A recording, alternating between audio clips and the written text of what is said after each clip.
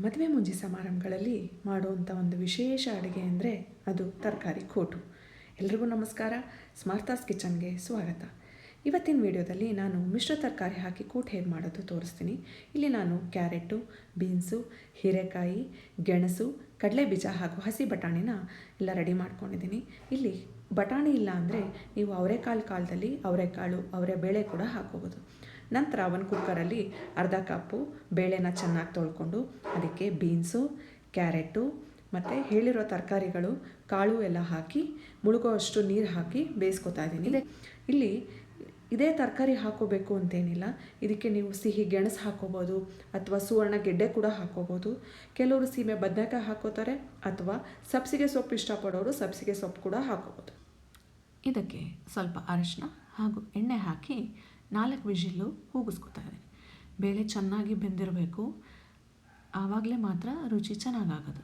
ಇದಕ್ಕೆ ನಾನಿಲ್ಲಿ ಮಸಾಲೆ ಹುರ್ಕೊಳ್ಳೋಕ್ಕೆ ಇಲ್ಲಿ 1 ಸ್ಪೂನು ಕಡಲೆಬೇಳೆ, 1 ಸ್ಪೂನು ಉದ್ದಿನಬೇಳೆ, 1 ಇಂಚು ಚಕ್ಕೆ, 3ರಿಂದ 4 ಲವಂಗ, 1 ಸ್ಪೂನು ಮೆಣಸು ಹಾಗೂ ಜೀರಿಗೆ, ಅರ್ಧ ಸ್ಪೂನು ಮೆಂತ್ಯ, 8ರಿಂದ 10 ಬ್ಯಾಡಗೆ ಮೆಣಸಿನ್ಕಾಯಿ, 2 ಸ್ಪೂನ್ ಧನಿಯಾ, 1 ಕಪ್ಪು ಫ್ರೆಶ್ ತೆಂಗಿನಕಾಯಿ ತುರಿ ಹಾಗೂ ಸ್ವಲ್ಪ ಕರಿಬೇವಿನ ಸೊಪ್ಪು ತೊಗೊಂಡಿದ್ದೀನಿ. ಇದೆಲ್ಲ ಪದಾರ್ಥಗಳನ್ನು ಲೋ ಫ್ಲೇಮಲ್ಲೇ ಸ್ವಲ್ಪ ಬಾಣಲೆಗೆ ಎಣ್ಣೆ ಹಾಕಿ ಒಂದೊಂದೇ ಪದಾರ್ಥಗಳನ್ನು ಕಪ್ಪಗಾಗದಿರೋ ಥರ ಹುರ್ಕೋಬೇಕಾಗತ್ತೆ. ಜೋರು ಉರಿ ಮಾಡಿಬಿಟ್ರೆ ಕಪ್ಪಗಾಗ್ಬಿಡುತ್ತೆ, ಬೇಳೆ ಎಲ್ಲ ರುಚಿ ಚೆನ್ನಾಗಿರಲ್ಲ. ಕಮ್ಮಿ ಉರಿಲೇ ಇವೆಲ್ಲ ಹುರ್ಕೋಬೇಕಾಗತ್ತೆ. ನಾನಿಲ್ಲಿ ಹೇಳಿರೋ ಪದಾರ್ಥಗಳೆಲ್ಲ ನಮ್ಮ ಮನೇಲಿ ಖಾರ ಸ್ವಲ್ಪ ಕಮ್ಮಿ ತಿನ್ನೋದ್ರಿಂದ ನನ್ನ ಅಳತೆಗೆ ಹಾಕ್ಕೊಂಡಿದ್ದೀನಿ. ಇದಕ್ಕೆ ನಿಮಗೆ ಖಾರ ಬೇಕು ಅಂದರೆ ಜಾಸ್ತಿ ಮೆಣಸಿನ್ಕಾಯಿ ಮತ್ತು ಮೆಣಸು ಹಾಕ್ಕೋಬೋದು. ನಂತರ ಇದಕ್ಕೆ ಸ್ವಲ್ಪ ಕರಿಬೇವಿನ ಸೊಪ್ಪು ಹಾಗೂ ಹಸಿ ತೆಂಗಿನಕಾಯಿ ತುರಿ ಹಾಕ್ಕೊಂಡು ಸ್ವಲ್ಪ ಹುರ್ಕೋಬೇಕು. ಕಾಯಿ ಹಾಕ್ಕೊಳ್ಳೋಕೆ ಮುಂಚೆ ಸ್ಟವ್ನ ಆಫ್ ಮಾಡಿಕೊಂಡು ತೆಂಗಿನಕಾಯಿ ಹಸಿ ವಾಸನೆ ಹೋಗೋ ತನಕ ಅದೇ ಕಾವಲ್ಲೇ ಹುರ್ಕೋಬೇಕಾಗತ್ತೆ. ಇದಕ್ಕೆ ಸ್ವಲ್ಪ ಇಂಗು ಬೆರೆಸಿ ತಣ್ಣಗಾಗೋಕ್ಕೆ ಸೈಡ್ ಎತ್ತಿಟ್ಕೋಬೇಕು. ಕಂಪ್ಲೀಟಾಗಿ ತಣ್ಣಗಾಗಬೇಕು, ಇಲ್ಲಾಂದರೆ ಮಸಾಲೆ ಬಿಸಿ ಬಿಸಿಯಾಗಿತ್ತು ಅಂದರೆ ಹಳಸೋ ಚಾನ್ಸಸ್ ಇರುತ್ತೆ. ಚೆನ್ನಾಗಿ ಆರಿದ ಮೇಲೆ ಮಾತ್ರ ಮಿಕ್ಸಿ ಮಾಡ್ಕೋಬೇಕಾಗತ್ತೆ.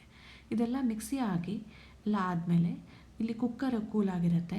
ಕೂಲಾದಮೇಲೆ ಇದಕ್ಕೆ ಒಂದು ಪಾತ್ರೆ ತೊಗೊಂಡು ಬೆಂದಿರೋ ಬೇಳೆ ಹಾಗೂ ತರಕಾರಿ ಮಿಶ್ರಣನ ಅದಕ್ಕೆ ವರ್ಗಾಯಿಸ್ಕೋಬೇಕು.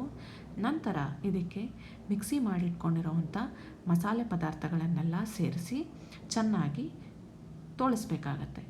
ಇದಕ್ಕೆ ಎಷ್ಟು ಬೇಕೋ ಅಷ್ಟು ನೀರು ನೋಡ್ಕೊಂಡು ಹಾಕೋಬೇಕು. ಸ್ವಲ್ಪ ಕುದಿ ಬಂದ ಮೇಲೆ ನಿಮಗೆ ಹದ ಗೊತ್ತಾಗುತ್ತೆ ಇದಕ್ಕೆ ನೀರು ಎಷ್ಟು ಹಿಡಿಯುತ್ತೆ ಅಂತ. ಆವಾಗ ಸ್ವಲ್ಪ ಅದಕ್ಕೆ ನೀರು ಹಾಕ್ಕೊಂಡು ಚೆನ್ನಾಗಿ ಕುದಿಸ್ಕೋಬೇಕಾಗತ್ತೆ.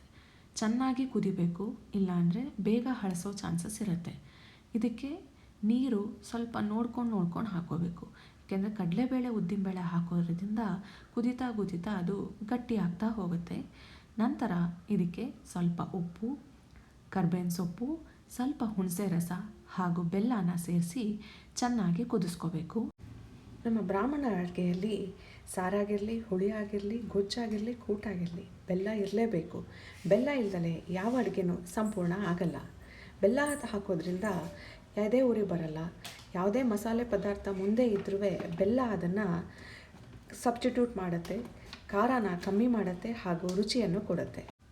ಕೊನೆಯದಾಗಿ ಇದಕ್ಕೆ 2 ಸ್ಪೂನ್ ತುಪ್ಪ ಹಾಗೂ ಸಾಸಿವೆ, ಇಂಗಿನ ಒಗ್ಗರಣೆ ಕೊಟ್ಟರೆ ಕೂಟು ರೆಡಿ. ಈ ವಿಡಿಯೋ ಇಷ್ಟ ಆಗಿದೆ ಅಂದ್ಕೊಂಡಿದ್ದೀನಿ.